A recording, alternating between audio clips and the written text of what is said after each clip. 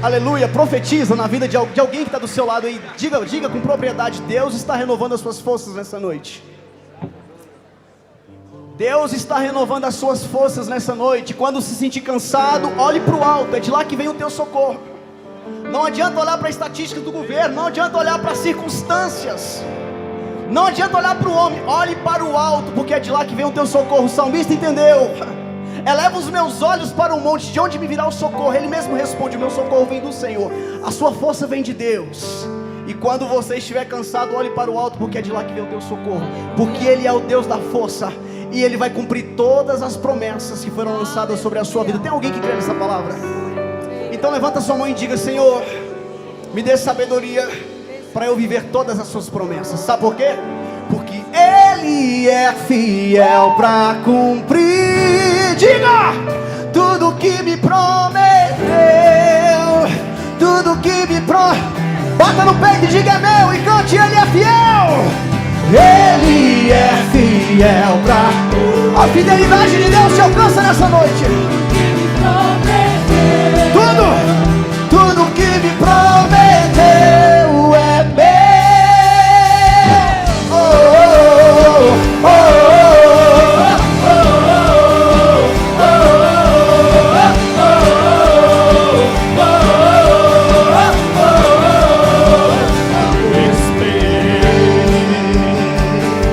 Paciência no Senhor, eu esperei.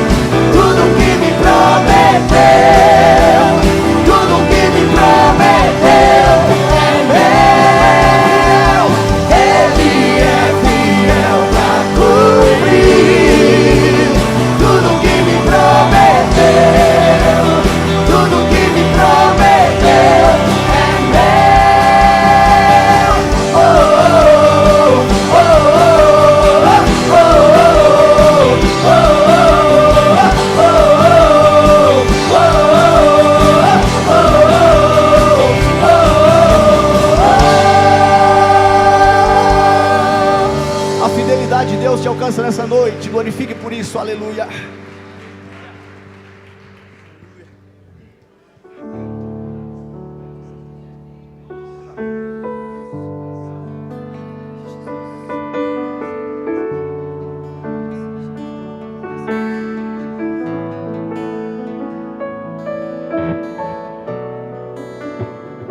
Estás aqui, movendo entre nós. Te adorarei, te adorarei. Estás aqui, mudando destinos. Te adorarei. Estás aqui operando milagres. Estás aqui operando milagres. Te adorarei. Declare, estás aqui transformando nossas vidas. Estás aqui transformando nossas vidas. Te adorarei. Te adorarei. Declare, quem é o seu Deus nessa noite? Cante. Meu Deus é Deus de milagres, Deus de promessas, caminho no deserto, luz na escuridão. Meu Deus, esse é quem tu és. Esse é o teu Deus. Meu Deus é Deus de milagres, Deus de promessas, caminho no deserto, luz na escuridão. Meu Deus, esse é quem tu és. Estás aqui, cante. Estás aqui, tocando os corações. Te adorarei, te adorarei. oh, estás aqui, curando multidões. Te adorarei, te adorarei, te adorarei. Estás aqui restaurando os corações. Estás aqui restaurando corações. Te adorarei, te adorarei. Estás aqui transformando nossa história. Estás aqui Transformando nossa história. Te adorarei. Se você acredita que esse Deus é Deus de milagre, cante. Meu Deus é Deus de milagre, Deus de promessas, caminho no deserto, luz na escuridão. Meu Deus, esse é quem tu és. O nosso Deus é o Deus de milagre. Meu Deus é Deus de milagre, Deus de promessas, caminho no deserto, luz na escuridão. Meu Deus, esse é quem tu és. Eu sei que tu és o Deus. Meu Deus é Deus de milagre, Deus de promessas, caminho no deserto, luz na escuridão. Meu Deus, esse é quem tu és. Enxuga as nossas lágrimas. Enxuga as lágrimas. Restaura os corações, tu és a resposta. Pode melhorar, levanta sua voz e cante, enxuga as lágrimas. Enxuga as lágrimas, restaura os corações. É a minha resposta. Tu és a resposta. Uma vez mais, cante, enxuga as lágrimas. Enxuga as lágrimas, restaura os corações. Tu és a resposta. Enxuga as nossas lágrimas. Enxuga as lágrimas, restaura os corações. Tu és a Resposta. Se você pode, levanta suas mãos e cante, Deus de milagre. Meu Deus é Deus de milagre, Deus de promessas, caminho no deserto, luz na escuridão. Meu Deus, esse é quem tu és. Eu sei que tu és o Deus. Meu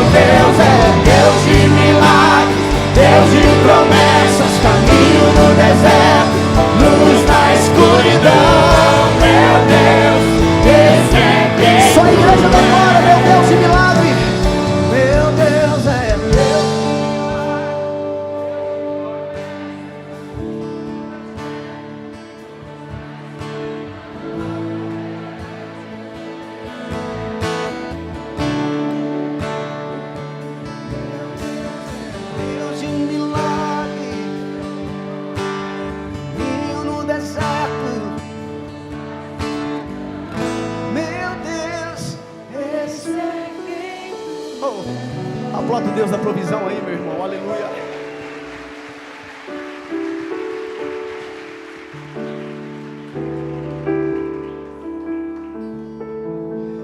Existe um rio, Senhor,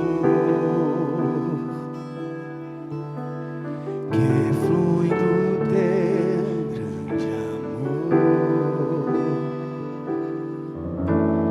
águas que correm do trono, águas que curam, que limpam.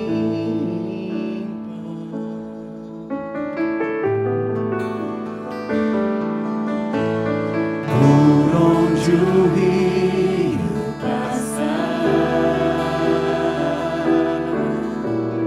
tudo vai transformar, pois leva a vida do próprio Deus. Esse rio está neste lugar. Só quem está sedento para beber dessa água, levanta sua voz e cante: quero.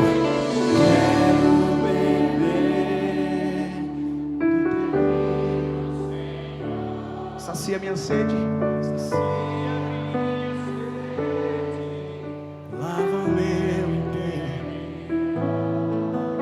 Eu quero fluir em tua. Isso, mergulha nos rios do Senhor nessa noite.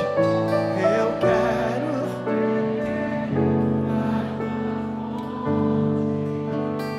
fonte de águas vivas. Tu és o rio, tu és a fonte. Ele é a fonte que flui águas vivas. Ele é a fonte. Se você crê, mergulhe nesse rio de águas vivas nessa noite. Beba dessa água, cante: existe um rio. Existe um rio, Senhor, que flui do teu grande amor. Que flui do teu grande amor, Águas que correm do trono, águas que curam, que limpam. Por onde ele passar, por onde o rio passar, tudo vai transformar, tudo vai transformar, pois leva a vida do próprio Deus. E esse rio está neste lugar. Levanta sua voz e declare: quero beber. Quero beber do teu rio, Senhor. Sacia minha sede, lava o meu interior. Eu quero fluir em tuas águas. Eu quero beber da tua fonte, fonte de águas vivas. Tu és a fonte, quero beber do teu rio, Senhor. Sacia minha sede, lava o meu interior. Eu quero fluir em tuas águas. Eu quero beber da tua fonte, fonte de águas vivas.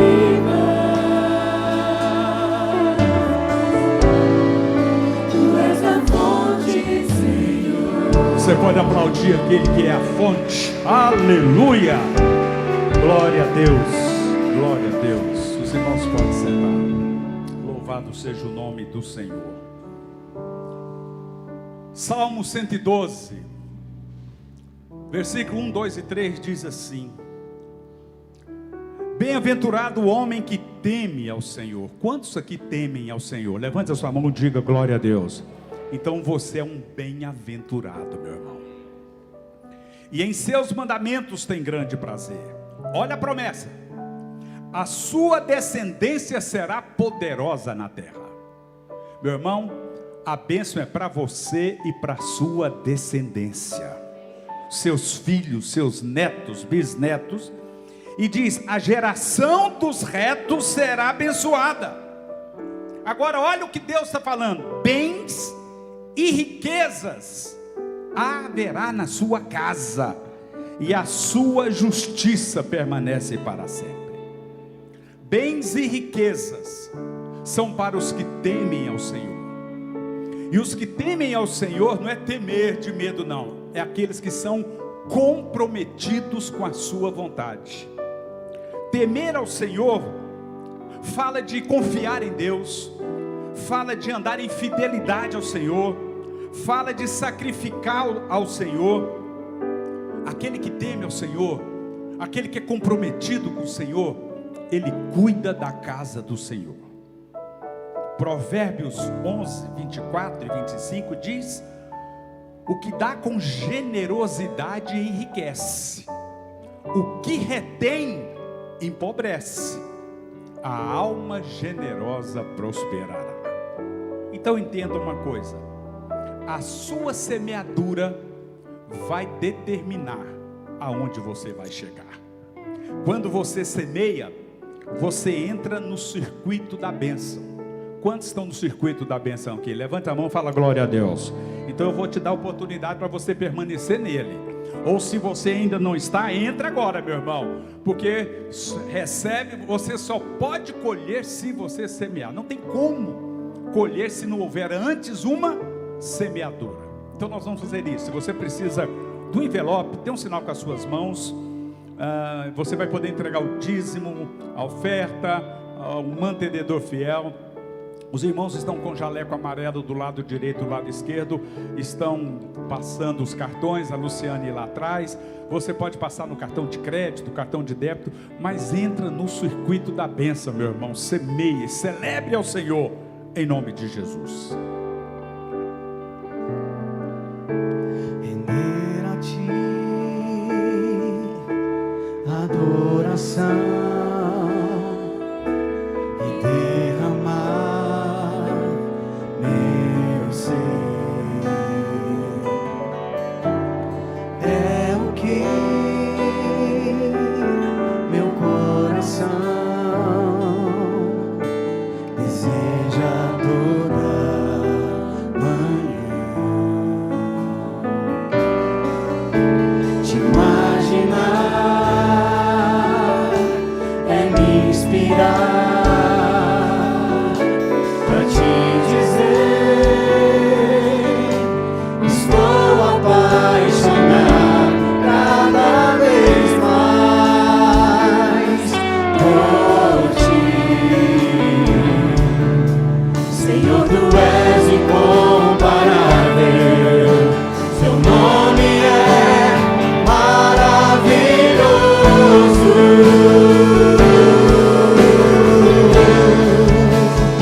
Leva-me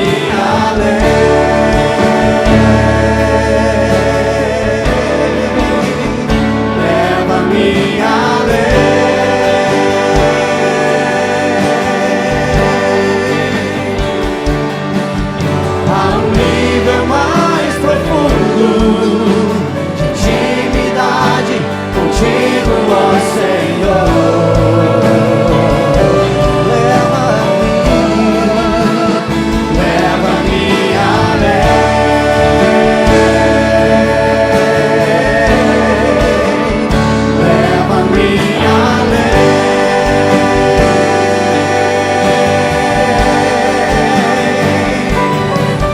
minha vida flua mais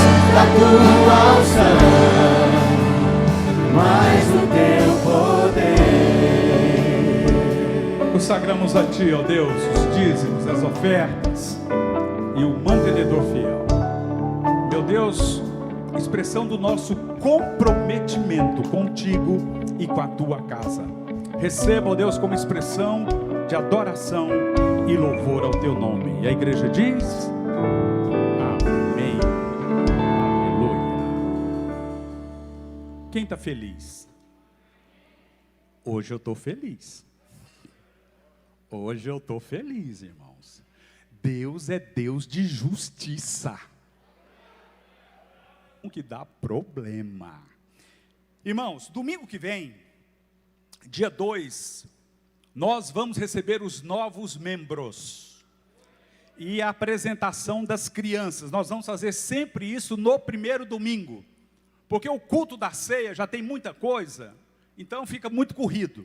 Então, domingo que vem, você que quer ser recebido como membro, procure no final dessa reunião o balcão de informações, pegue o cadastro, preencha, porque nos 3 cultos, das 10 da manhã, das 17 horas e das 19 horas, nós estaremos recebendo os novos membros e apresentando as crianças. Meu irmão, deixa eu falar uma coisa. As irmãs da igreja estão crescendo e multiplicando, viu? Meu Deus! Hoje nós já apresentamos 2. A mãe falou, não, tem que ser. Então foram lá no escritório da igreja e eu e o pastor Hernando já apresentamos 2 hoje, não é? Então, está cumprindo a palavra do Senhor. Outra coisa é que quarta-feira que vem vai estar pregando aqui a pastora Giovana Passamani, uma mulher que tem uma palavra muito forte. Ela é esposa do Davi, passou por tudo aquilo que vocês acompanharam pela imprensa, né, que foi divulgado, e ela continua firme, a igreja, graças a ela, continua firme. Ela tem sido acompanhada pelo pastor, eles têm sido acompanhados pelo pastor Neil Barreto, que está acompanhando e ministrando na vida deles. Então, na próxima quarta-feira, pastora Giovana Passamani, esposa do pastor, é uma mulher que tem uma palavra. Alguém aqui já ouviu a pastora Giovana pregar? Levante a mão. Algumas pessoas aqui já tem uma palavra muito forte mesmo, e ela estará ministrando. Mas hoje, Deus nos agraciou com a presença de um pastor nosso, que está morando por enquanto no Rio de Janeiro. Mas logo vem, né? Vamos receber ele aqui, o pastor Renan de Melo. É com muita alegria que nós recebemos o pastor Renan aqui hoje.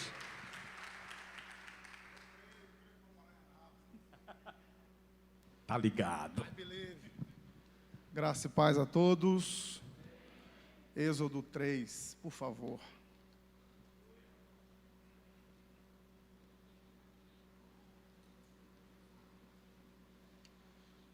Eu tenho que melhorar muito ainda para morar em Anápolis. Porque Anápolis só prateleira de cima que mora aqui. Só a galera top. Um dia eu chego lá. Meu microfone não está muito bom não, hein, Vaso? Está rachando aqui em cima no retorno aqui. Vocês estão me ouvindo aí na nave da igreja? Aqui não está, acho que está nesse retorno aqui, está rachando. Êxodo capítulo 3.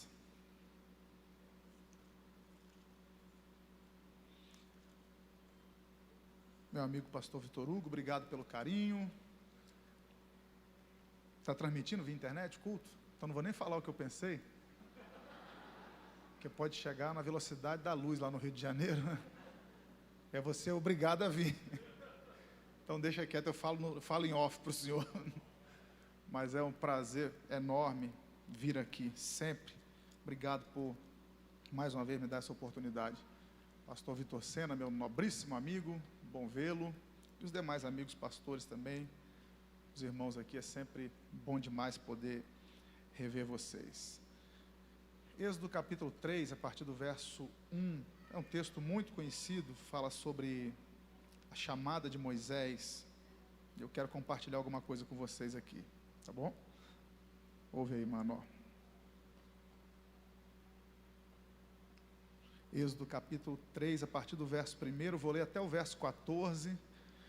Na medida que a gente for lendo, você vai entender que é bem conhecido o texto.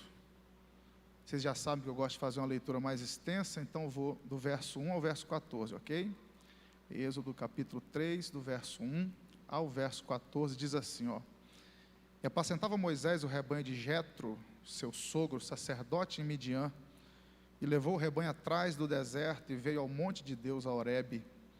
E apareceu-lhe o anjo do Senhor em uma chama de fogo no meio de uma sarça, e olhou, e eis que a sarça ardia no fogo, e a sarça não se consumia. E Moisés disse, agora me virarei para lá, e verei esta grande visão, porque a sarça se não queima. E vendo o Senhor que se virava para lá ver, bradou Deus a ele do meio da sarça, e disse, Moisés, Moisés. E ele disse, eis-me aqui. E disse, não te chegues para cá, tira os teus sapatos de teus pés, porque o lugar em que tu estás é terra santa. Disse mais, eu sou o Deus de teu pai, o Deus de Abraão, o Deus de Isaque, e o Deus de Jacó. E Moisés encobriu o seu rosto, porque temeu olhar para Deus. E disse o Senhor, tenho visto atentamente a aflição do meu povo que está no Egito. Tenho ouvido o seu clamor por causa dos seus exatores, porque conheci as suas dores. Portanto, desci para livrá-lo da mão dos egípcios e para fazê-lo subir daquela terra, uma terra boa e larga, uma terra que mana leite e mel, ao lugar do cananeu, do eteu, do amorreu, do ferezeu, do eveu e do jebuseu. E agora eis que o clamor dos filhos de Israel chegou a mim. E também tenho visto a opressão com que os egípcios os oprimem.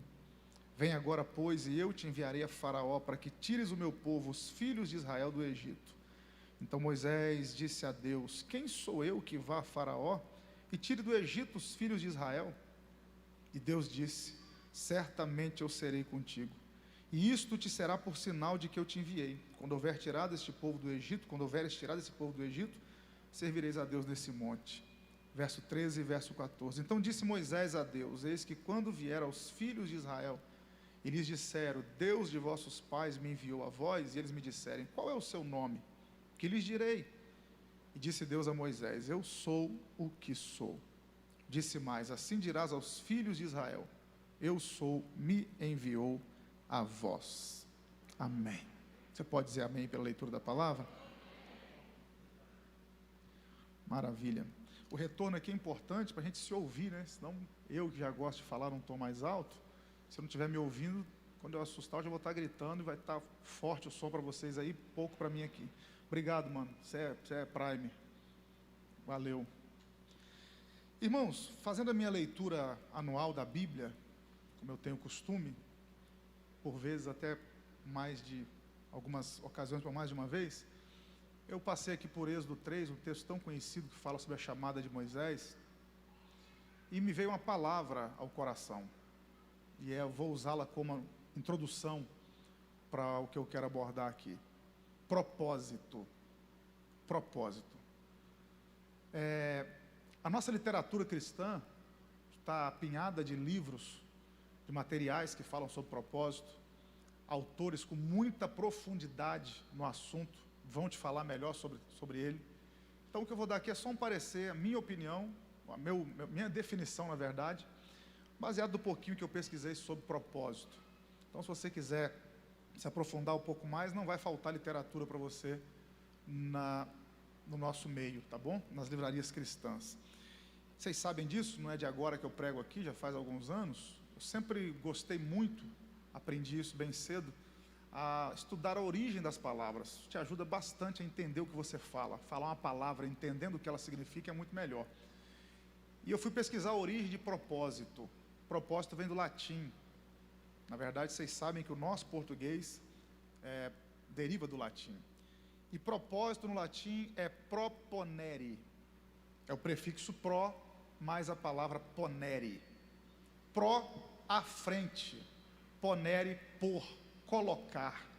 A palavra por no português, de colocar, vem de ponere do latim. Então, propósito é proponere. Prefixo pro, à frente, mais ponere, por. Você tem uma ideia? A maioria das nossas palavras que começam com pro tem a ver com futuro. Protótipo é um tipo, um modelo à frente, que está no futuro que nós estamos usando. Está usando um modelo de telefone, de aparelho de telefone, e aí eles lançam um protótipo, ou seja, aquele que vai ser lançado no futuro. Promessa é algo que eu digo agora, mas que só vai se cumprir No futuro. Então a maioria das palavras que começam com pró tem a ver com futuro, e propósito não é diferente. Proponere, à frente, por, traduzindo, colocar à frente, ocupar o futuro. Então o que é propósito? É aquilo que você vai se dedicar a fazer até o final dos seus dias. O que é propósito? É aquilo que quando você olha para o futuro, você não consegue se ver sem fazer. Quando você pensa no final dos seus dias, como eu penso nos meus, como eu quero terminar os meus dias, tem coisas que eu olho e digo, sem isso aqui eu não consigo terminar meus dias, eu não consigo terminar meus dias sem fazer isso aqui, sem pregar o evangelho, por exemplo. Aqui está o meu propósito. Então, propósito é aquilo que quando você olha para frente, você não se vê sem fazer. Isso é um indicativo do seu propósito. A boa notícia que eu tenho para dar a vocês é que eu não estou pregando para uma igreja despropositada, não. Estou pregando para homens e mulheres cheios de propósito de Deus em suas vidas.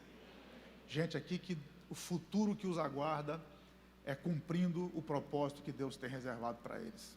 Todos nós temos propósito. A diferença é que alguns descobrem o seu propósito muito rápido, outros já demoram um pouco mais. Para você ter a prova disso, é que Moisés aqui em Êxodo 3 tem 80 anos de idade.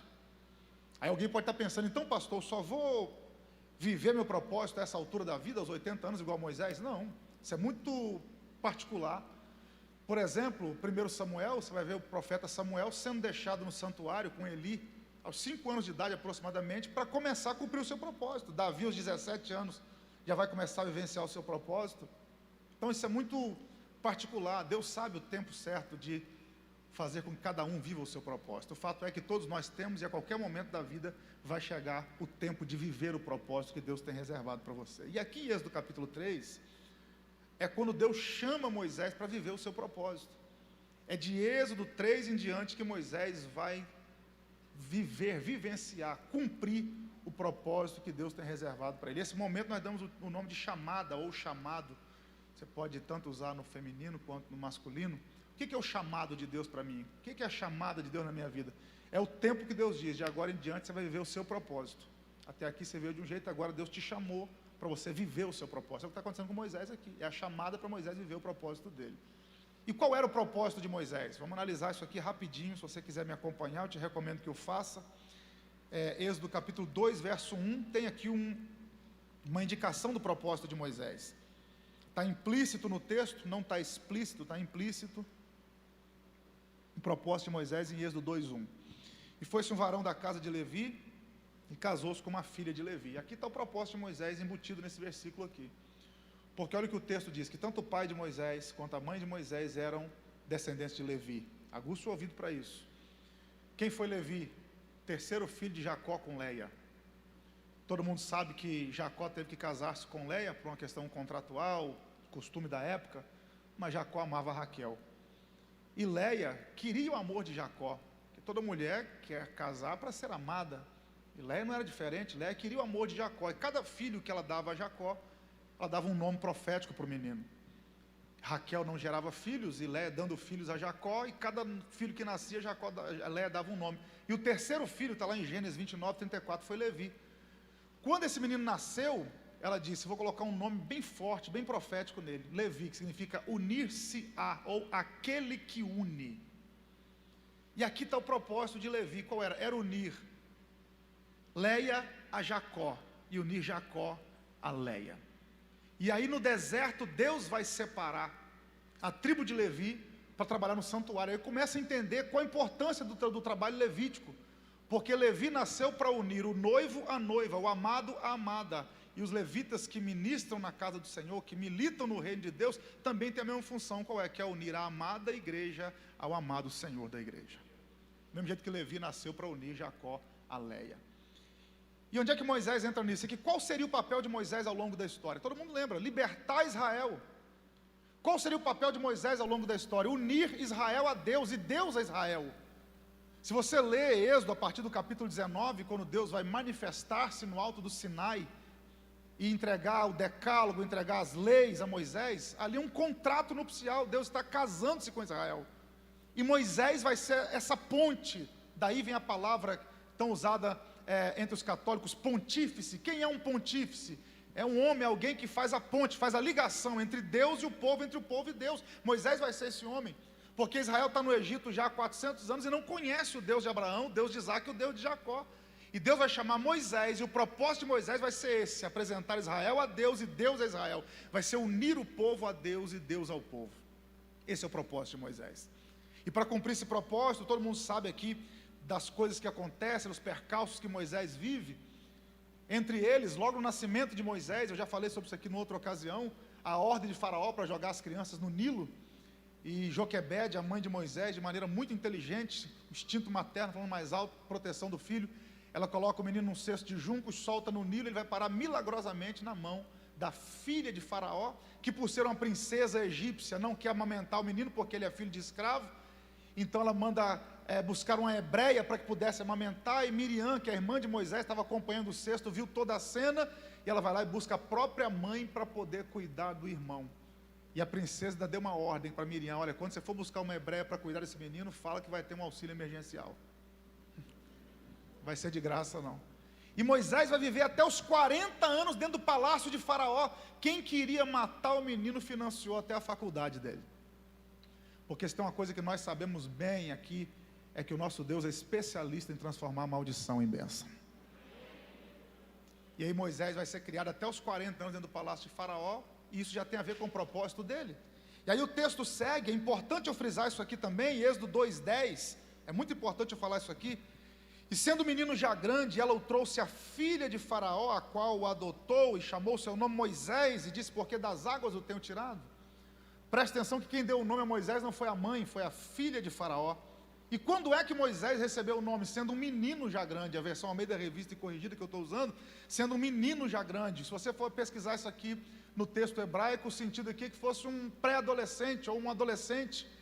Então Moisés nasceu, não teve nome, mas já tinha propósito. Aguça o ouvido: Moisés nasceu com propósito, mas sem nome, mas na hora certa o nome chegou. O que eu aprendo com isso aqui? Que melhor do que ter nome é ter propósito. Por quê? Porque nome não gera propósito, mas propósito gera nome. Quando eu me preocupo mais com o meu nome do que com o meu propósito, as coisas complicam. Mas quando eu me preocupo mais com o meu propósito do que com o meu nome, o nome vem a reboque. Então cumpra com afinco, com desvelo, faça com carinho, com toda a força que você tiver aquilo que Deus te chamou para fazer, que no tempo certo Ele faz com que o nome seja lembrado. E a maior prova disso é José no Egito, que José, o propósito de Deus para a vida de José passava por sonhos. José é conhecido como sonhador até hoje. E quando o Faraó tem os sonhos que ninguém consegue interpretar, as vacas magras, as espigas queimadas pelo vento oriental, e o copeiro ouve Faraó falar do sonho, o copeiro diz: ah, Faraó, estou me lembrando dos meus pecados aqui. Quando eu fui preso lá no cárcere, eu conheci um jovem hebreu que interpreta sonho. Quem sabe ele pode interpretar o sonho do Senhor. Repare que 2 anos depois, o copeiro não lembrou do nome de José, mas lembrou do propósito.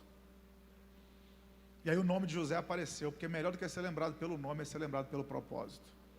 Então cumpra o seu propósito, que na hora certa Deus faz o nome ser lembrado em qualquer ambiente. Por que é importante falar isso aqui também, pastor? Porque as pessoas às vezes confundem propósito com ministério. Ah, para eu ter propósito eu tenho que ter vida ministerial. Não. O propósito é qualquer área da vida que Deus vai te usar. Você pode cumprir o seu propósito sendo um bom médico, um bom advogado, no legislativo, no judiciário, no executivo. Aonde você for, um bom empresário, desde que o nome de Deus seja glorificado na sua vida e que o reino de Deus cresça através de você, pode ser seu propósito.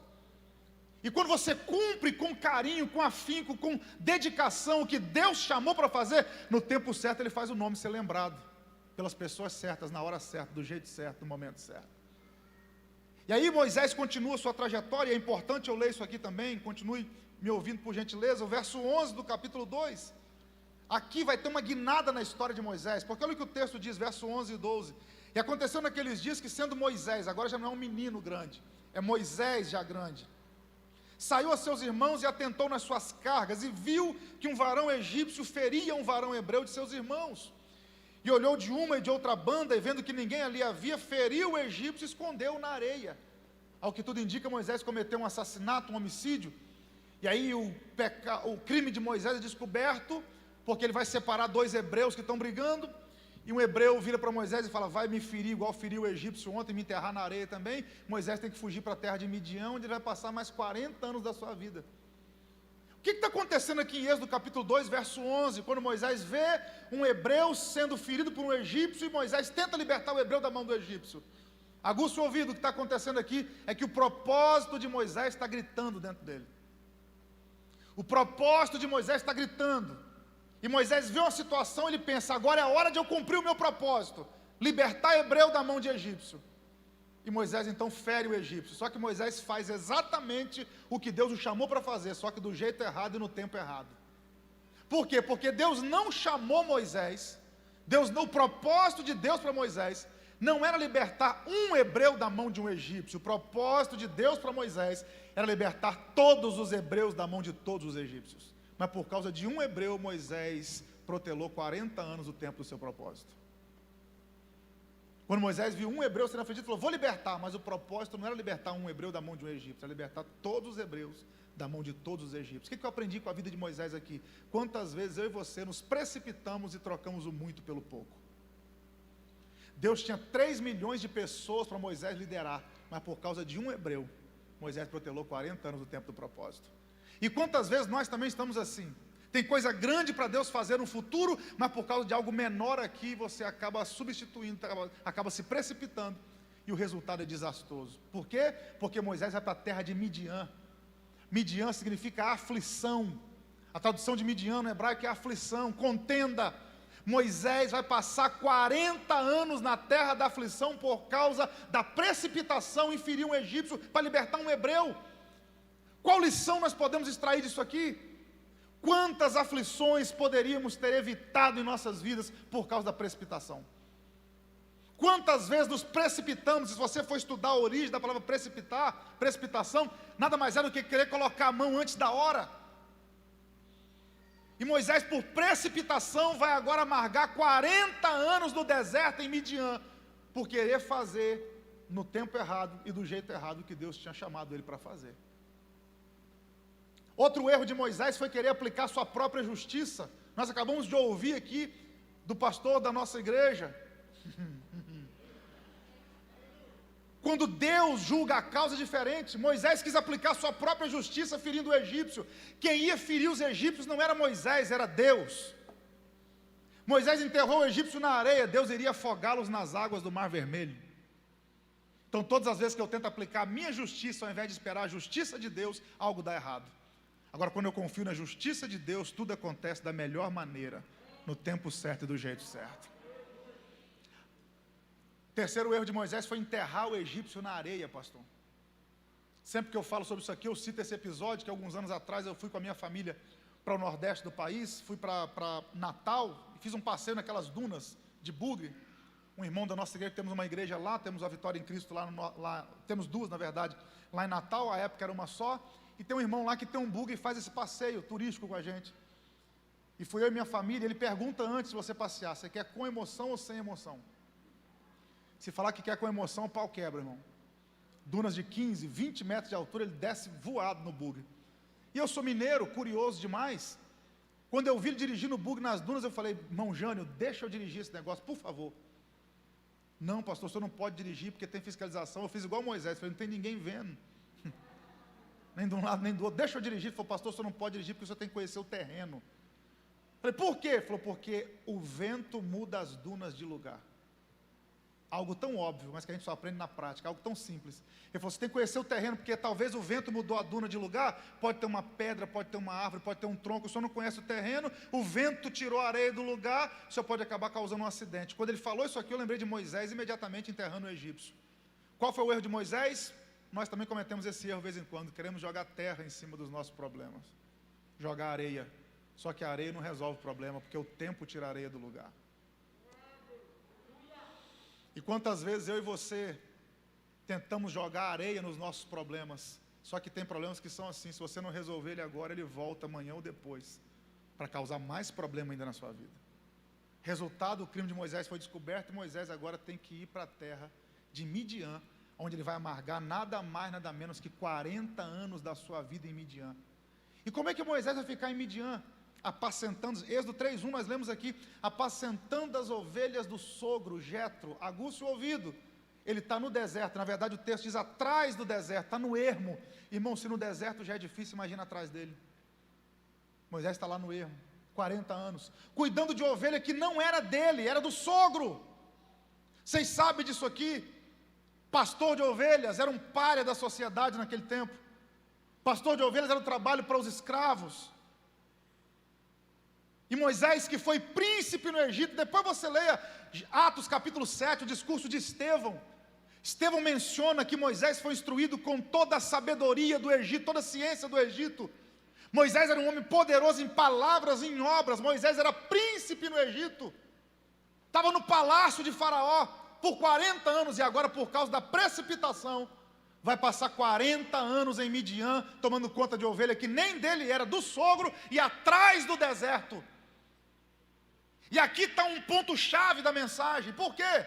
Porque eu queria que você pensasse comigo, com muito cuidado aqui na conjectura, mas pensasse comigo como é que estava a alma de Moisés, como é que estava o coração de Moisés. Por quê? Porque um dia Moisés teve tudo e agora não tem nada. Nem as ovelhas que ele toma conta são dele. Porque é muito difícil a gente conquistar as coisas na vida, mas mais difícil ainda é conquistar e perder o que conquistou. Porque quando você já desfrutou de algo grande e volta para algo pequeno, para algo menor, o sentimento de frustração é muito grande, maior do que você não ter conseguido alcançar. Vou usar aqui um exemplo bem básico. Você anda de BMW X6, depois volta para 1.0. Nada contra 1.0 não, mas só para você ter um exemplo. Você andar num carro muito potente, depois voltar para um eu piso, mas não anda. É você ter tido de tudo, depois não ter nada. É o que Moisés está vivendo. O cara um dia teve tudo, pastor Vitor Sena, e agora não tem mais nada. Nem as ovelhas que ele toma conta são dele. Agora imagina comigo as mazelas, as angústias, as agruras na alma de Moisés. Imagina comigo, vamos caminhar com cuidado aqui no pensamento, sem forçar o texto. Mas imagina que talvez, quem sabe, Satanás usando momentos como esse para poder jogar na cara de Moisés, soprando no ouvido de Moisés. Está vendo aí, se não tivesse tomado aquela atitude? Está vendo aí, para que você foi defender o hebreu? Para que você foi fazer aquilo? Para que você foi ferir o egípcio? Agora você está aí, ó. Imagina a autoestima de Moisés lá embaixo. E talvez eu estou pregando para a gente aqui essa noite, que quando dá uma ajeitada no retrovisor da vida e olha para trás, para pensar e diz: se eu não tivesse feito aquilo ou não feito aquilo, eu não estava vivendo o que eu estou vivendo hoje. Se eu não tivesse feito aquilo, eu não tinha perdido. Se eu não tivesse tomado tal atitude, falado tal coisa, se eu não tivesse rompido a aliança com tal pessoa, ou se eu não tivesse feito aliança com tal pessoa, eu não estava vivendo o que eu estou vivendo hoje. Porque infelizmente assim nem sempre a gente acerta. E quem sabe há alguém me ouvindo aqui essa noite, haja alguém me ouvindo passando por situação semelhante. O seu presente hoje de dificuldade, de aflição, por causa de erros do passado, atitudes erradas do passado, egípcios enterrados na areia. Só que um belo dia Moisés está apacentando as ovelhas atrás do deserto, 40 anos depois. A sarça começou a queimar. Eu tenho uma notícia para te dar. Deus sempre tem uma sarça em chamas para mudar a história de que Ele tem propósito na vida. Em algum momento da sua trajetória, Deus vai se manifestar a você, para que você comece a viver o propósito que Ele tem para a sua vida. Eu não sou louco, não sou insano de dizer que é para todo mundo aqui, mas para alguns essa semana é semana de sarça em chamas. É semana de ouvir Deus bradar e dizer: da agora para frente é tempo de começar a viver o propósito que eu tenho reservado para a sua vida. É tempo de começar a viver coisas novas, tempo novo, algo novo. Erros do passado, Deus vai te ajudar a colocar as coisas no lugar novamente. Fica tranquilo, a sarça sempre vai queimar, porque o nosso Deus é Deus de segunda chance. E aí Moisés está lá apacentando as ovelhas do sogro, atrás do deserto de Midian. E eu fico tentando imaginar a cena, quem já esteve naquela região árida do Oriente. Há quem diga que a sarça queimava porque a seiva dela era inflamável, outros acreditam que era a folha que era inflamável. Foi ela não se consumir. Então o que a gente entende aqui? Que sarça queimar era comum. Aquela planta é oriunda do Mar Morto, só naquela região que tem, lugar mais nenhum do planeta tem sarça, só lá. As que tem foram levadas, transportadas para outro lugar, mas ela nasce lá, oriunda de lá. E o que chama a atenção de Moisés não é a sarça queimar. Então a gente aprende que sarça queimar é o comum. O que chama a atenção de Moisés ela era não se consumir. O fogo está queimando, o tempo está passando e a sarça não consome, porque a função do fogo é consumir aquilo que ele toca. Imagina comigo a cena, Moisés cuidando de uma ovelha aqui, uma ovelha balindo ali. Moisés vai atrás da ovelha, a sarça está queimando. Moisés olha de novo, 10 minutos depois a sarça está queimando, 20 minutos depois a sarça queimando, corre atrás de outra ovelha, a sarça queimando. De repente Moisés fala: já era para ter consumido, por que não consumiu? Por que não acabou? Por que não foi destruída? E aquilo chama a atenção de Moisés. E essa sarça aqui E quantas vezes eu e você também sendo queimados pelo calor da provação, alguém olha para a nossa vida e fala, já era para ter sido consumido, já era para ter acabado, já era para ter sido destruído, por que continua queimando? Simples demais, porque o fogo que arde em nós não foi homem que acendeu, porque o fogo que arde em nós é Deus quem acende, e fogo que Deus acende, está queimando e diz, eu vou me aproximar para ver o que está acontecendo. E aí Moisés começa a caminhar a passos largos rumo à sarça, e o texto diz que o anjo do Senhor se manifesta na chama de fogo. Repare, você que é um estudante da palavra de Deus, olha o termo que o escritor usa, repetindo, estou usando a versão Almeida Revista e Corrigida, ele diz, o anjo, artigo definido, manifestação do Cristo no Antigo Testamento.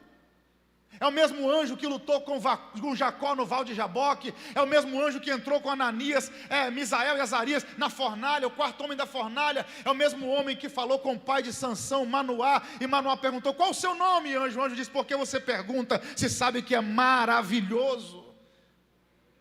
É Deus se manifestando na sarça para falar com Moisés. E quando Moisés está caminhando a passos largos rumo à sarça para entender o que está acontecendo, Deus brada do meio da sarça e diz, Moisés, Moisés. E ele diz, eis-me aqui. E disse, não te chegues para cá, tira os teus sapatos de teus pés, ponto e vírgula, porque o lugar em que tu estás é terra santa. Vamos pensar. Quando Moisés se aproxima da sarça, Deus diz, arranca a sandália, porque é a terra que você está pisando. Agora vamos uma pergunta, que não é para você responder, para a gente pensar junto. Que terra é essa que é aflição, mas Deus desceu, agora a terra é? Porque você pode estar no lugar mais inóspito do planeta, se Deus desceu. O vento mais forte, se Deus desceu, a terra fica santa. Quem crê que essa noite é uma... Deus está dizendo, eu vou santificar a terra, porque quando eu desço, eu mudo o rumo da história. Não entra calçado.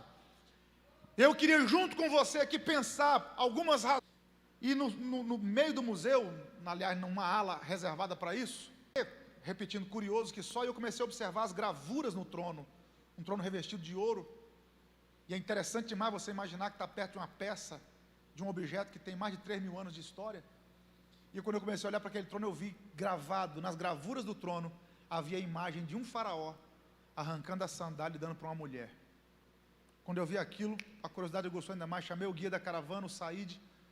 Falei, Said, que é um egiptólogo, falei, por que esse camarada está arrancando a sandália e está dando para a mulher? Ele falou, pastor, porque há um costume no Egito Antigo, era um costume do Egito Antigo, o quê? Quando você encontrava alguém melhor do que você arrancava a sandália e entregava para ele. Isso é no Egito Antigo, tá, irmão? Vai dar sandália para sua mulher não, que vai dar certo não. Vai dar uma havaiana para mostrar seu amor, que você vai tomar essa havaiana na cabeça ainda. Mas o fato é que naquele tempo, quando o faraó queria mostrar o seu amor, quando o egípcio queria mostrar o seu amor, o seu respeito por alguém, ele dava a sandália. E Moisés passou 40 anos aonde? No palácio de faraó. Moisés sabe que não pode arrancar a sandália para qualquer um, só para quem é melhor do que ele. E quando Moisés está se aproximando, pastor Hernando, Deus olha para Moisés e fala, arranca a sandália, Moisés. Por quê? Porque agora você achou um que é melhor do que você, tira a sandália dos seus pés. Por que Deus manda Moisés arrancar a sandália? Vamos pensar mais alguma coisa aqui. Por que Deus manda Moisés arrancar a sandália dos seus pés? Vamos para o costume hebreu? Falando do costume egípcio, costume hebreu, Lucas 15. O filho pródigo volta para casa e o pai dá 3 ordens. Anel no dedo, roupa nova e sandália nos pés. Por quê? Porque só andava calçado quem era senhor, quem tinha o senhorio. Escravo andava descalço. Então o filho pródigo perdeu tudo que tinha, tornou-se escravo, tornou-se servo de um criador de porcos. E agora o filho pródigo volta para casa e o pai diz, vou devolver o senhorio, vou devolver a autoridade ao meu filho. Coloca a sandália nos pés dele de novo. Então sandália fala de autoridade. Por isso que quando Ruth vai ser remida por Boaz, Boaz troca as sandálias com os anciãos da cidade na porta de Belém, porque trocar a sandália era trocar a autoridade, era empenhar a sua autoridade para alguém, está submissa à autoridade de outro e outro está submisso à sua autoridade. Então Moisés, quando se aproxima da sarça, Deus diz, arranca a sandália, Moisés. Por quê? Porque 80 anos você pensa que manda no seu nariz, mas aqui você não é senhor, aqui você é servo. Arranca a sandália dos seus pés, Moisés. Na minha presença você é servo, você não é senhor. Aqui só tem um senhor, só eu que mando. Arranca a sandália dos seus pés. Por que Deus manda Moisés arrancar sandálias? Essa aqui eu fiquei pensando por mim mesmo. Costume nosso. Você vai entrar num ambiente limpo, uma casa limpa, um ambiente limpo.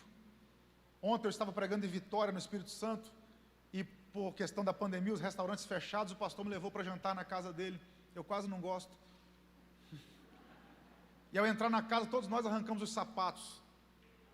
Por que a gente tira o sapato para entrar num ambiente limpo? Pensa bem, você acaba de passar um pano lá naquele porcelanato lindo que você parcelou em 36 vezes, tão caro que era. E aí um dia chuvoso, pensa bem, alguém vem da rua e do jeito que vem, entra dentro de casa. Entra dentro, brincadeira, né? Entra em casa.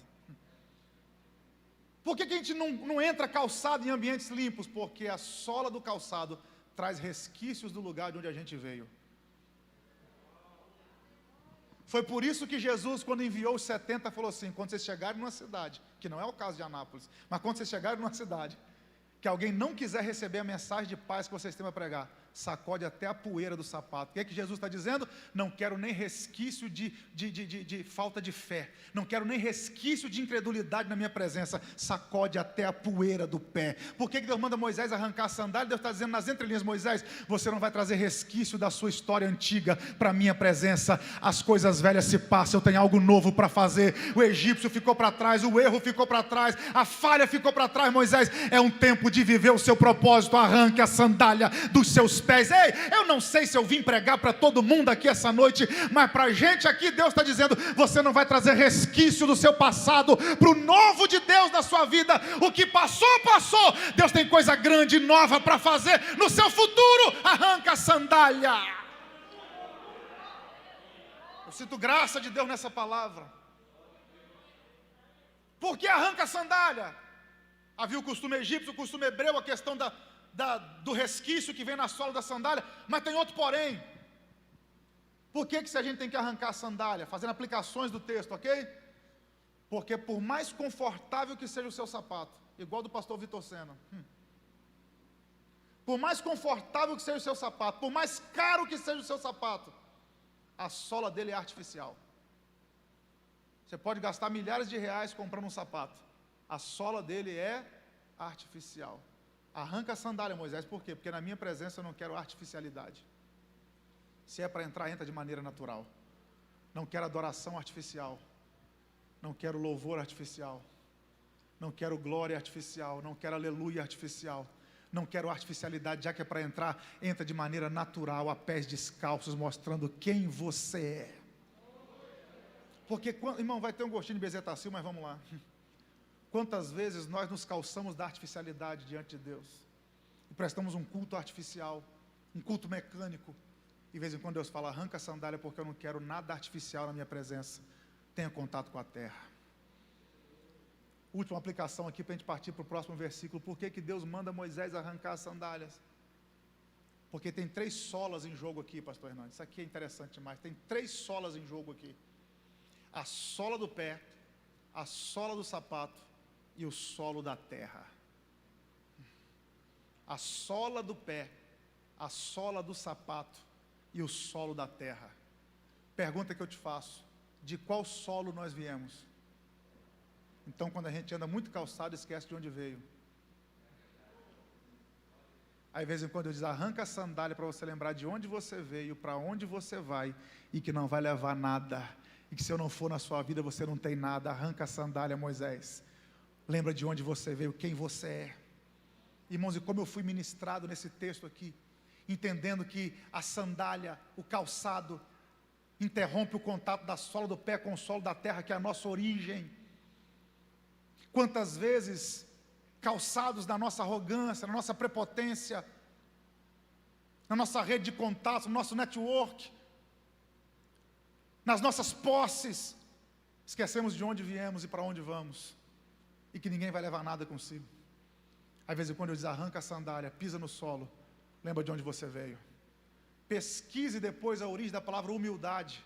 Humildade vem de humus, terra. Humilde é quem sabe de onde veio e para onde vai.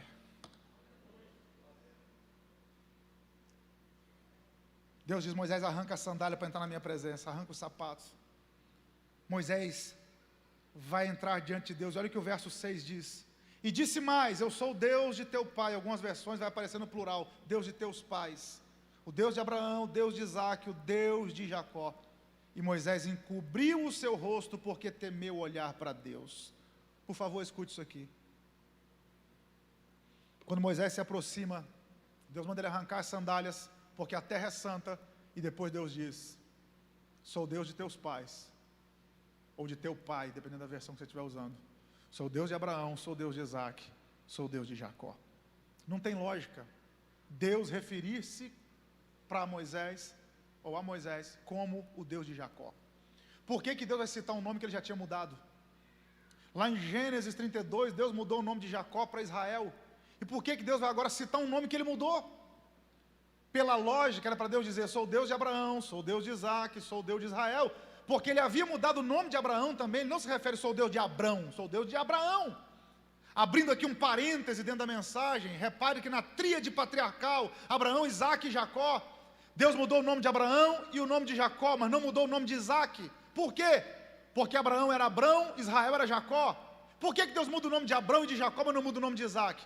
Porque Abrão foram os pais quem deram, aí Deus muda Abraão. Jacó foram os pais quem deram, Deus muda Israel. E por que ninguém muda Isaac? Porque Isaac foi Deus quem deu o nome. E quem Deus nomeia, ninguém muda. Ninguém muda o nome que Deus deu. Mas o fato é: por que Deus se revela para Moisés, pastor Vitor Sena, pastor Vitor Hugo, por que Deus vira para Moisés e fala: sou Deus de Abraão, sou Deus de Isaac, mas sou Deus de Jacó? Porque Deus está falando com um homicida, fugitivo, um homem cheio de problemas no seu passado. Aí Deus vira para ele e fala: sou Deus de Abraão, sou Deus de Isaac, mas também sou Deus de Jacó.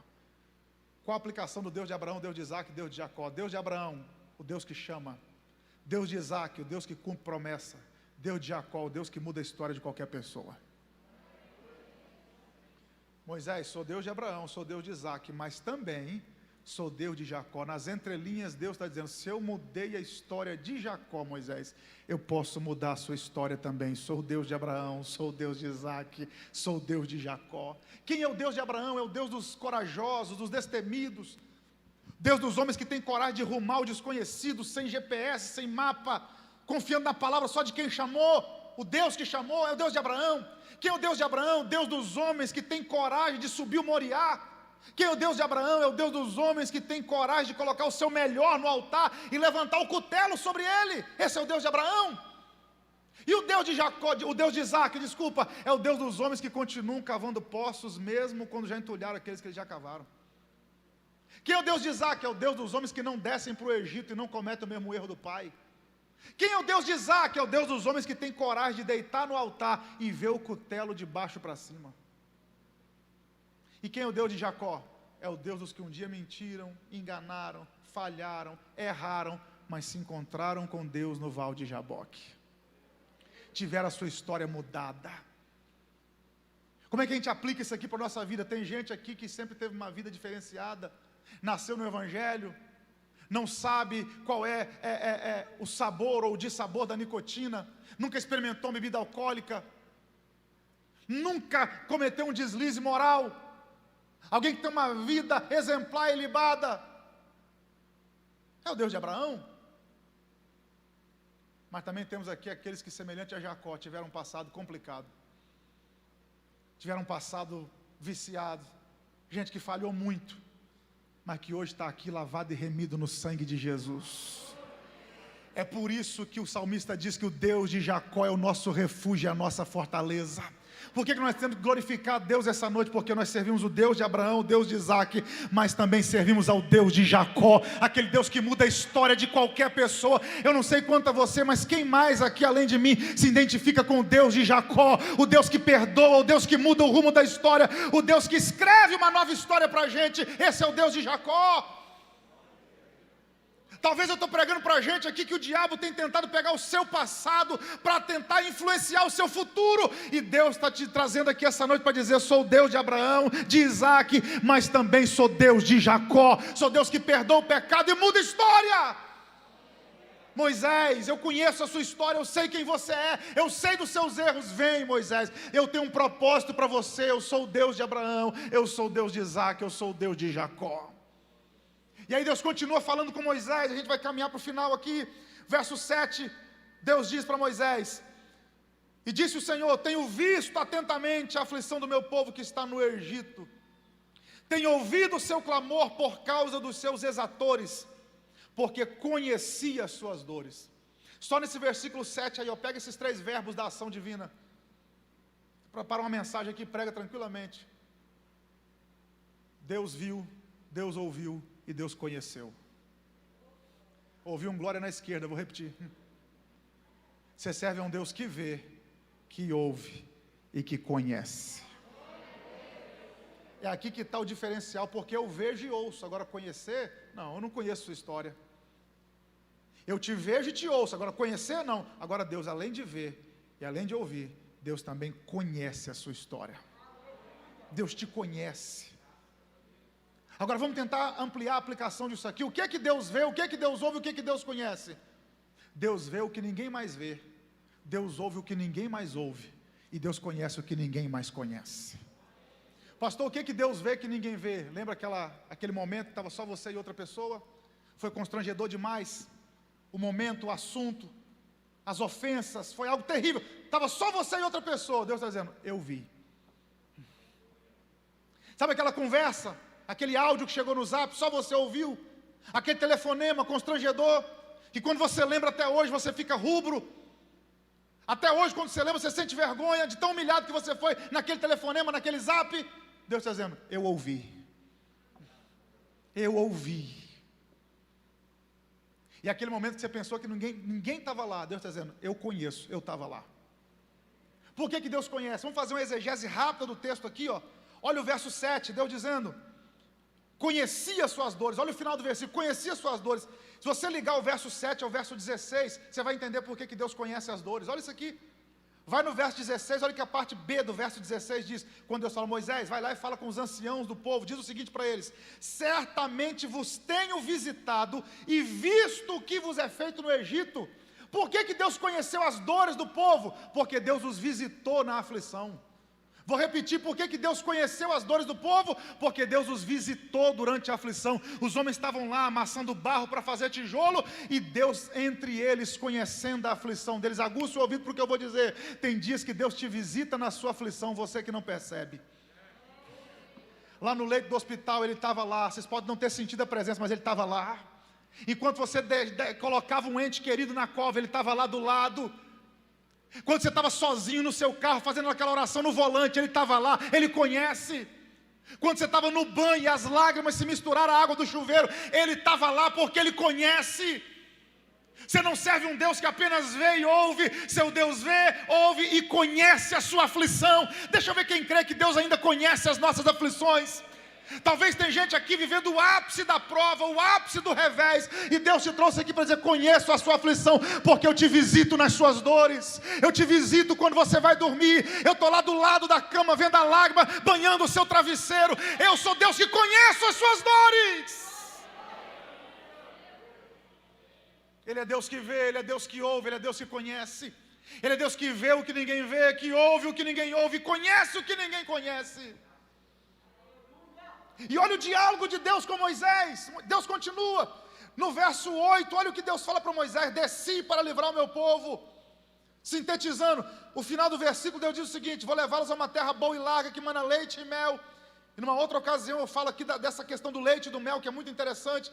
E o final do versículo 8, olha o que Deus diz: ao lugar do cananeu, do eteu, do amorreu, do ferezeu, do eveu, do jebuseu. Por que Deus começa a citar essas nações?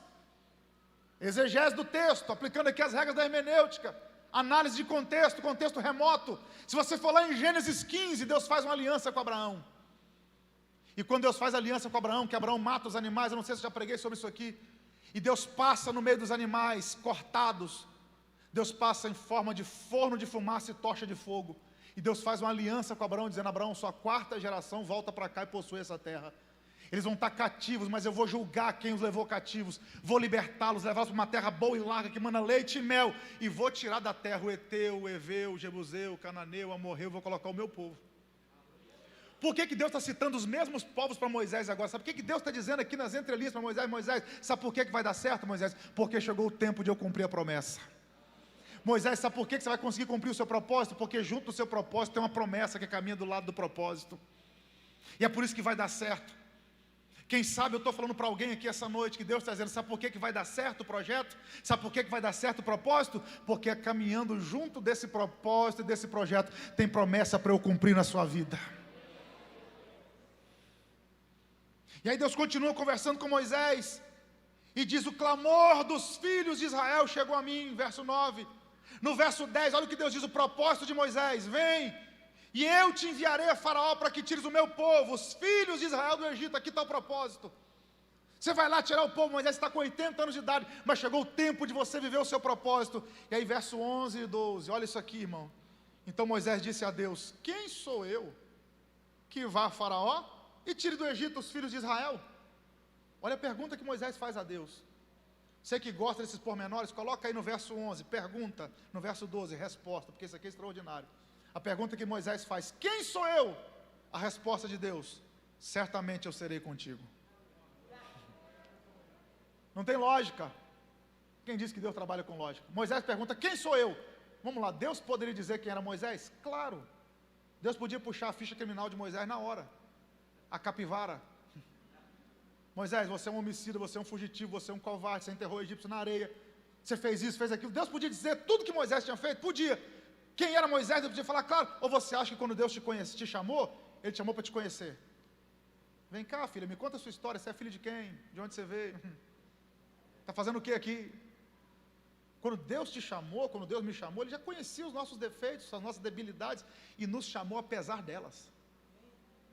Deus não nos chamou porque somos perfeitos, mas para nos aperfeiçoar.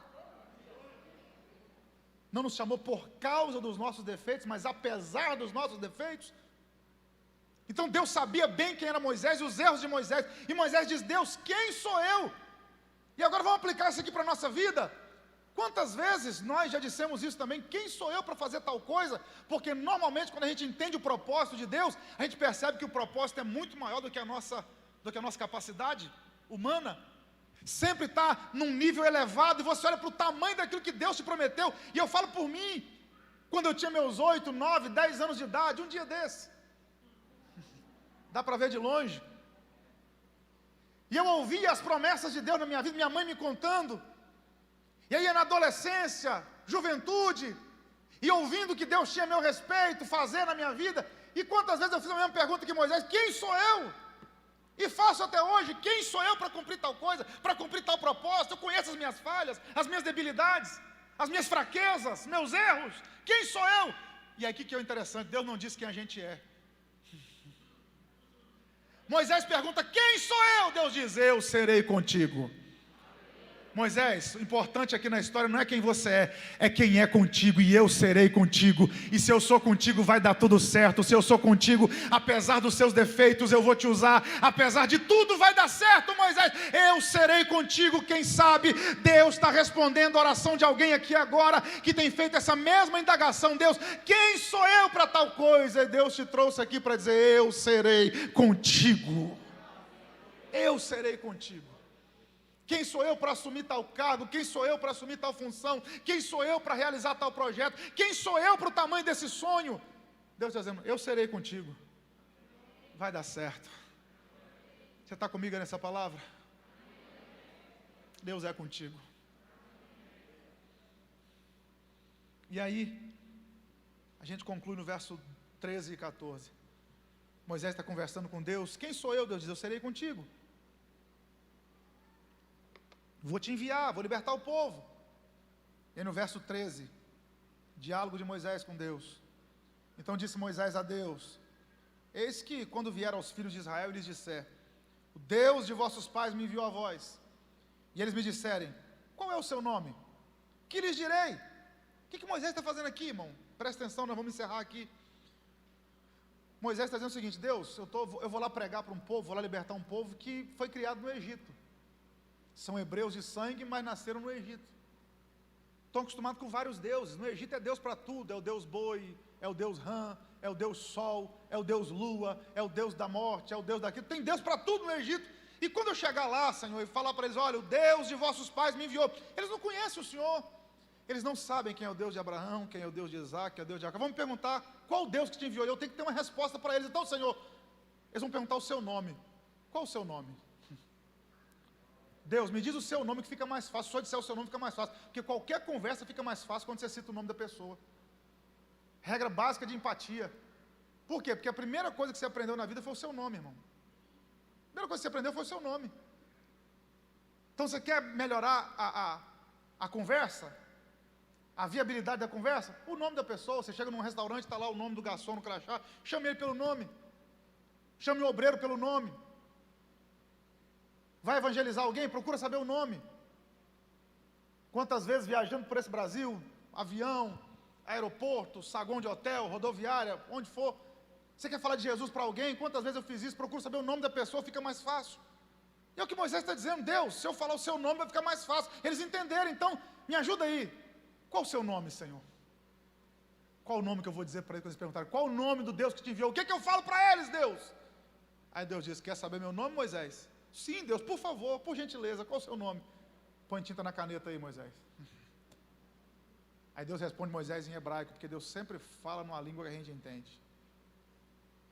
Moisés, meu nome é R-E, Asher, R-E, que traduzido é: eu sou o que sou. Autoexistente, eterno, imortal. Eu sou o que sou. Moisés, você é resultado do que era e será resultado do que é. Eu não. Isaías 43, 13. Antes que houvesse dia, eu não era. Eu sou.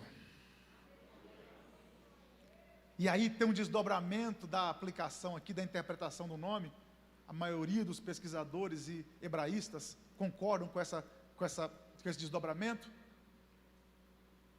Quando Deus diz a Moisés: eu sou o que sou, o sentido é o seguinte: Moisés, eu sou o que você precisar que eu seja. Aleluia. Aleluia. O que Deus está dizendo para Moisés aqui, irmãos? Simples demais. Deus diz: Moisés, ninguém me conhece no primeiro encontro. Ninguém me conhece no primeiro encontro. Mas ao longo da jornada eu vou me revelando de acordo com a necessidade. Vocês vão me conhecendo aos poucos. Você quer ver, irmão? Paulo nos afirma que Deus é insondável. Ou seja, se Deus é insondável, não dá para conhecê-lo na totalidade. Porque o dia que alguém conhecer Deus na sua totalidade, ele deixa de ser Deus. Você quer uma informação? Nós vamos para a eternidade com Ele. A trombeta vai tocar, a igreja vai subir. E nós vamos passar a eternidade em eternidade com Deus. E não vamos conhecer Deus na totalidade. Todo dia a gente vai se surpreender com a glória dEle. Pega gente aí que tem 30 anos de evangelho, que não é o meu caso. Brincadeira, 38, nasci no evangelho. E ainda me surpreendo com Deus todos os dias. Tem coisa que Deus faz que eu falo: essa faceta de Deus eu não conhecia. É Deus se revelando. Por isso que Oséias 6, 3, o profeta nos ensina: conheçamos e prossigamos em conhecer. Conhecer a Deus é um processo contínuo, permanente. A gente vai conhecendo Deus ao longo da jornada. Moisés falou: Deus, o que eu vou falar para o povo? Qual o seu nome? Diga para eles, Moisés: eu sou o que sou, eu sou, me enviou a voz. Ou seja, Moisés, fala para o povo que eles vão me conhecer na trajetória. O que eles precisarem, não é o que eles quiserem, que é uma diferença do que eu quero e o que eu preciso. O que eles precisarem que eu seja, eu serei para eles me conhecerem. Como assim, Deus? Vamos lá, vamos melhorar a aplicação. Se eles precisarem de água, se eles estiverem com sede, eu sou a água. Se eles estiverem no deserto, eu sou o caminho. Se eles estiverem na guerra, eu sou o Senhor dos exércitos. Se estiver diante da morte, eu sou a ressurreição e a vida. Se estiver no começo, eu sou o alfa. Se estiver no final, eu sou o ômega. Se for servo, eu sou o rei. Se for ramo, eu sou a oliveira verdadeira. Eu sou o que vocês precisarem que eu seja. Se tiver precisando de cura, eu sou o remédio, eu sou a cura. Eu sou o que vocês precisarem que eu seja. E Deus trouxe gente aqui nessa quarta-feira para dizer: vou me revelar ao longo da sua trajetória, da maneira como você precisa. Do que é que você está precisando de porta? Eu sou a porta. De chave? Eu sou a chave de Davi. Do que é que você está precisando? O seu Deus se manifesta de acordo com a sua necessidade. Precisa de um juiz? Eu sou o justo juiz. Do que é que você precisa? Você crê que essa noite é profética? Estende a mão como quem vai receber alguma coisa. É só um ato profético, é só um ato profético. O poder está na palavra, não no ato em si. Mas eu declaro: Deus vai se manifestar de acordo com a sua necessidade. Gente aqui vai ser surpreendida por esses dias. Isso aqui é profético. Isso aqui é profético. O e-mail vai chegar, o telefone vai tocar, você vai encontrar alguém na rua, alguém vai bater na porta da sua casa. No final do culto, eu não sei o que vai acontecer, mas alguém vai te procurar, alguma coisa vai acontecer. É Deus sinalizando: eu me relaciono com você da maneira como você precisa, do que você precisar. Eu sou a resposta. Escute o que eu vou lhe dizer.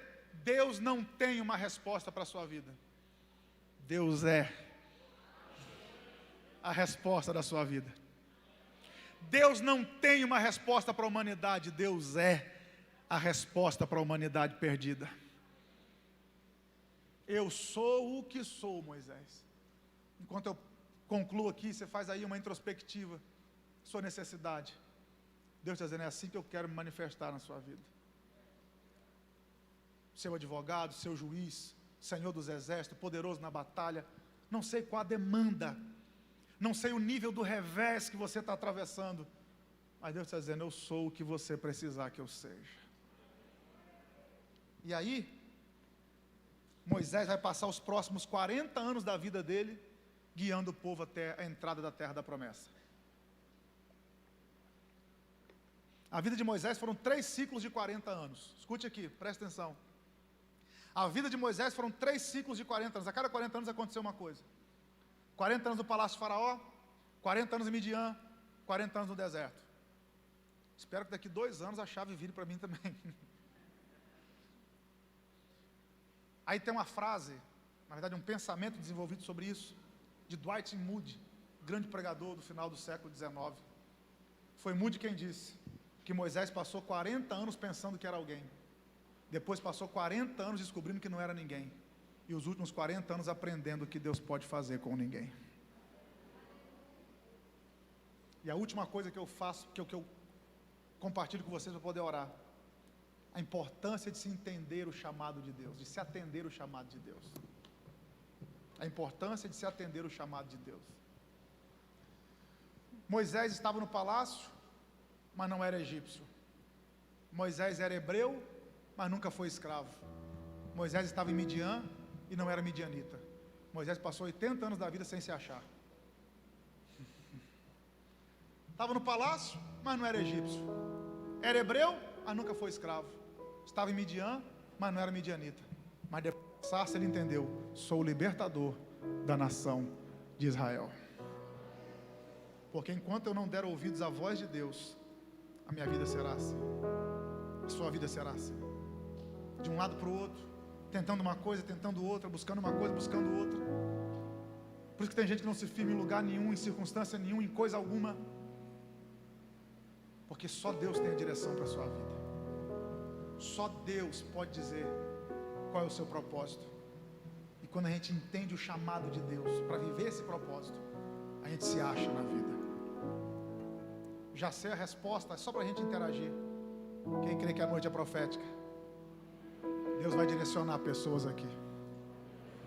Gente que tem tentado na área profissional, de um lado para o outro, você ainda não se encontrou. Deus está dizendo: eu vou mostrar o propósito, eu vou revelar o propósito para você. Gente que tem tentado de lugares em lugares, de circunstâncias em circunstâncias, assim como Moisés, ainda não se achou. Deus está dizendo: eu vou te dar uma direção. Eu vou te revelar o tamanho do propósito que eu tenho na sua vida. O tamanho do propósito que eu tenho reservado para você. Eu creio nessa palavra. Eu acredito nessa palavra. Eu quero orar com você. Você pode ficar de pé, por gentileza?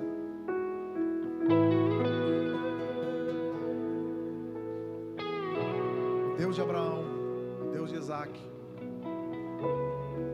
Deus de Jacó, é o Deus que chama, é o Deus que cumpre promessa, é o Deus que muda histórias. Quem sabe para algumas pessoas aqui essa mensagem foi uma luva,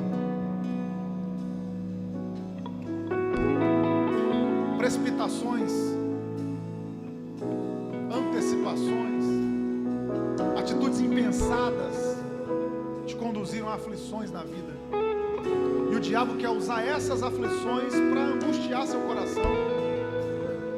para baixar sua autoestima, para te fazer desacreditar do seu futuro. Mas Deus está dizendo: sou Deus de Abraão, sou Deus de Isaac, sou Deus de Jacó.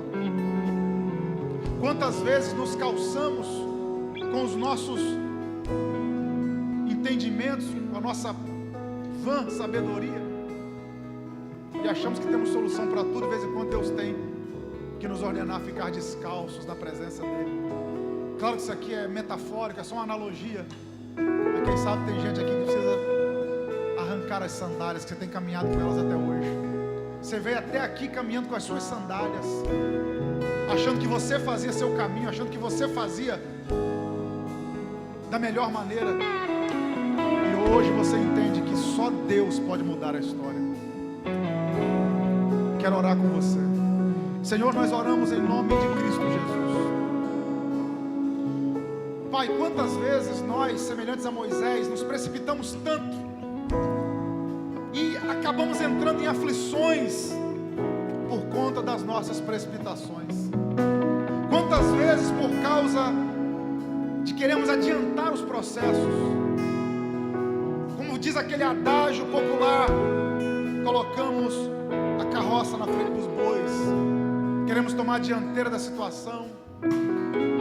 Quantas vezes confiamos mais na nossa lista de transmissão, nos nossos contatos, do que naquilo que o Senhor tem para nós? Confiamos em homens e tantas coisas, são sandálias que nós usamos, que nos impede de pisar em solo sagrado, que nos impede de caminhar em terras santas, onde a Tua presença é manifesta e o Teu poder se revela a nós. Deus, nos ajuda a tirar as sandálias que nos impedem de sentir a Tua graça, a Tua glória, a Tua presença. Ah, Deus, quantas e quantas vezes passamos por situações que achamos que ninguém está vendo, que ninguém está ouvindo, que ninguém conhece. Mas Tu és o Deus que vê, o Deus que ouve, o Deus que conhece, é o Deus que cumpre promessa. Tu és o grande eu sou. Eu não sei qual a necessidade desse irmão e dessa irmã, não sei qual a necessidade desse jovem, dessa jovem, moças, rapazes que estão aqui, que precisam de uma resposta concernente ao futuro. Ah, Deus, Tu és a resposta. Mostra o Teu propósito para ela, para ele. Mostra para o Teu filho, para a Tua filha, que aquilo que o Senhor tem reservado à frente é muito maior do que aquilo que já ficou para trás. Porque a revelação da Tua presença é progressiva, é crescente, cada vez aumenta mais. Ah, Pai, eu concordo com essa palavra. E assim como Moisés disse: quem sou eu para tal coisa? Talvez enquanto eu estou pregando aqui, tem gente olhando para dentro de si, fazendo a mesma interrogação: quem sou eu para tal coisa? Quem sou eu para conseguir mudar alguma história? Quem sou eu para conseguir resolver essa situação? E o Senhor hoje nos dá a resposta: eu serei contigo. Eu serei contigo. Eu sou contigo nessa situação. Pai, eu concordo com essa palavra, que ela seja profética na autoridade que há no nome de Jesus. Amém e amém. Deus abençoe sua vida, a sua casa e a sua família. A tumba vazia agora está, o céu te adora, proclama a Tua glória, pois ressuscitaste, vivo estás, és invencível, inigualável, hoje pra sempre reinarás.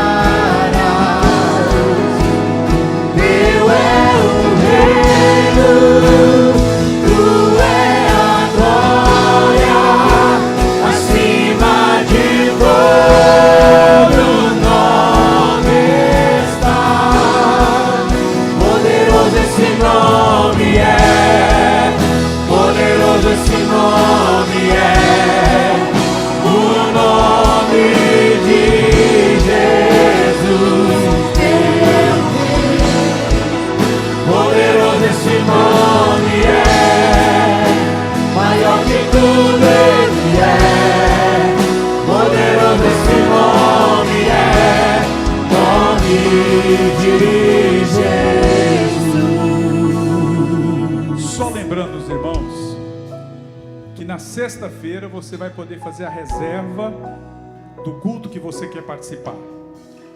Se das 10 da manhã, se das 5 ou se das 19. Agora, lembrando que 15 minutos após o início do culto, a sua reserva cai.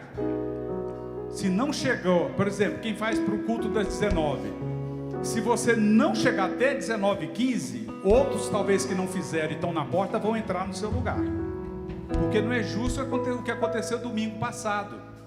Pessoas que fizeram reserva chegaram aqui 7h40, dizendo, não, eu reservei, ou seja, está reservado, vai ficar reservado. Não, até 7h15 o seu lugar está garantido. Até as 10h15 o seu lugar está garantido. Até as 5h15 o seu lugar está garantido. Você que fez a reserva. Após isso, não tem mais garantia de reserva. Ok?